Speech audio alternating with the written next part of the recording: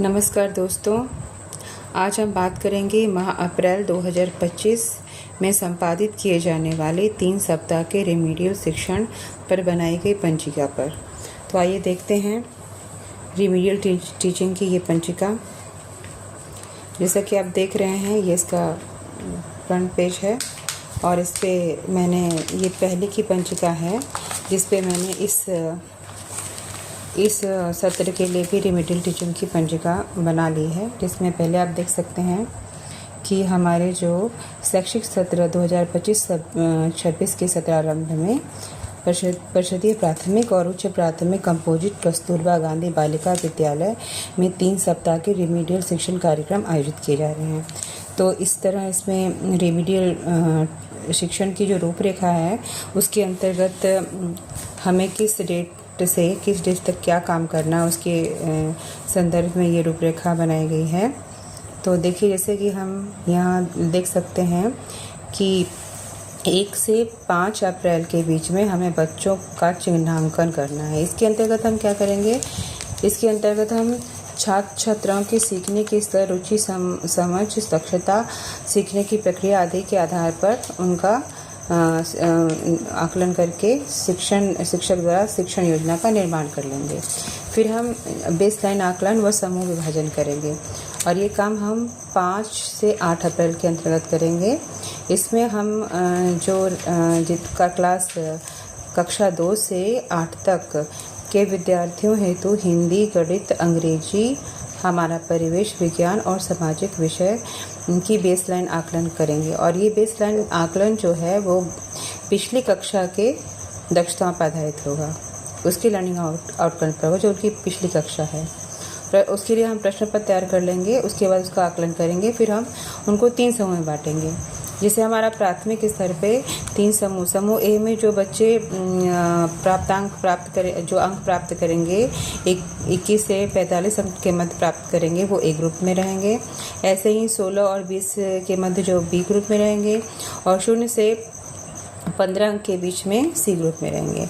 और उच्च प्राथमिक स्तर पे जो हमारा ये बेसलाइन आकलन होगा उसमें ए ग्रुप में 35 से 75 के मध्य जो अंक बच्चे प्राप्त करेंगे और बी ग्रुप में 26 से 34 के मध्य। ऐसे सी ग्रुप 25 अथवा उससे अधिक। ये हम काम कर लेंगे 5 से 8 अप्रैल 2025 के अंतर्गत इसे हम कर लेंगे। और हमारा जो बेसलाइन आकलन होगा वो हमारी जो गत की कक्षाओं होंगी उसके अनुसार हमारे प्रश्न पत्र तैयार किए जाएंगे। इसके साथ आप ध्यानाकर्षण मॉड्यूल में से सहायता आपको मिल सकती है। उसके बाद फिर हमारा अगला पॉइंट क्या रहेगा? जब हम आकलन कर लेंगे तो हम दैनिक व साप्ताहिक योजना का निर्माण करेंगे और ये काम हमें 8 से 10 अप्रैल के मध्य कर लेना है। इसके अंतर्गत हम अधिगम दक्षताओं की पहचान कर सूची बना लेंगे और दैनिक साप्ताहिक योजना बनाकर शिक्षण कार्य की पूरी तैयारी कर लेंगे।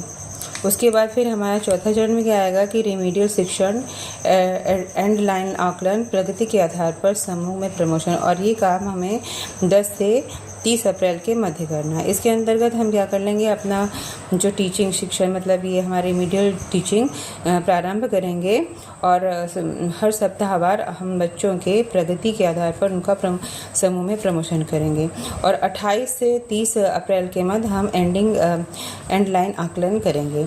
जब हमारा ये सफलतापूर्वक रेमेडियल शिक्षण कार्य संपन्न हो जाएगा तब हम क्या करेंगे कि हमारी कक्षा स्तरीय जो पाठ्यक्रम है और पाठ्य पुस्तक के आधार पर शिक्षण कार्य प्रारंभ कर देंगे।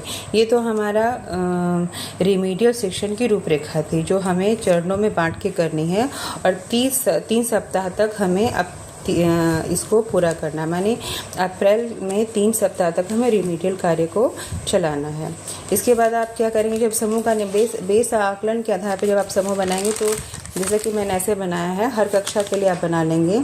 आप देख सकते हैं इसमें कि क्रम संख्या, प्रवेशांक, छात्रा का नाम, कक्षा, इस ऐसे आप फॉर्मेट बना लेंगे। हिंदी, उसमें किस समूह में बच्चा है, ये बेसलाइन आकलन के लिए है। उसके बेस लाइन आकलन करेंगे तो किस समूह में आपका बच्चा गया है, ए, बी, सी। ऐसी गणित के लिए, अंग्रेजी के लिए, हमारा परिवेश के लिए। ये क्लास वाइज आपको बना लेना है। तो जैसा कि आप देख सकते हैं, हम ये बेस लाइन के अनुसार जब हम समूह का विभाजन कर लेंगे, उसके बाद हमारे आगे की जो दैनिक योजना प्रारंभ होती है शिक्षण की, उसके अनुसार देखिए, जैसे कि ये मैंने बनाया है इसमें हिंदी के लिए, और जैसे क्लास 5 है तो आप ये फॉर्मेट तैयार कर सकते हैं हिंदी के लिए, गणित के लिए। इसी तरह आप हर क्लास के लिए अलग अलग बनाएंगे।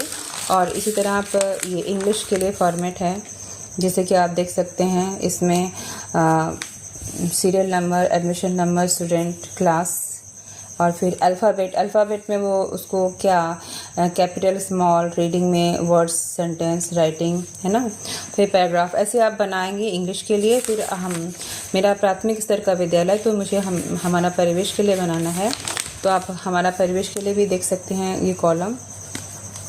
सेम चीज़ है, क्रम, संख्या, प्रवेशांक, छात्र छात्रा का नाम, कक्षा। फिर अब यहाँ से मैंने बनाया है तो ये पूरा परिवार के बच्चे में बता सकते हैं। हम क्लास 3 से शुरू करेंगे हमारा परिवेश, तो परिवार के बारे में बता सकता है, कितने प्रकार के परिवार हैं, एकल परिवार, संयुक्त परिवार। उसके बाद परिवेश, भोजन, आवास। इसी तरह ये स्थानीय पेशे जो हैं उनके बारे में, जीव जंतुओं के बारे में बच्चे बता सकते हैं। स्वास्थ्य, जल, खेल, अंतर्राष्ट्रीय खेल, राष्ट्रीय खेल, इंडोर गेम, आउटडोर गेम, सबके बारे में जो बच्चे जहाँ तक पहुँचे, तो मैंने इसमें ऐसे बना दिया। आप इसको इसमें कई कॉलम भी बना सकते हैं। फिर पेड़ पौधे व जंगल की उपयोगिता, यातायात के साधन, संचार के साधन, फिर प्रदेश, हमारे उत्तर प्रदेश के बारे में, देश भारत के बारे में, और फिर हमारी शासन व्यवस्था के बारे में।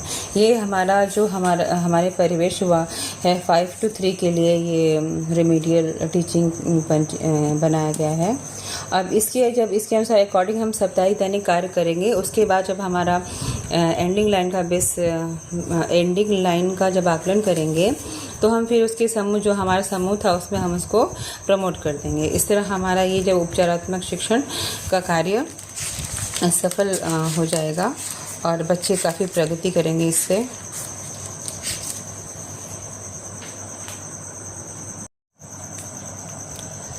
इस प्रकार दोस्तों, ये हमारा रिमीडियल शिक्षण कार्यक्रम 2025-26 अप्रैल माह के लिए 3 सप्ताह के कार्यक्रम की रूपरेखा तैयार हो चुकी है, और आशा है कि आप इससे लाभान्वित होंगे। मैं इसका PDF अपने कमेंट बॉक्स में डाल दूँगी। धन्यवाद।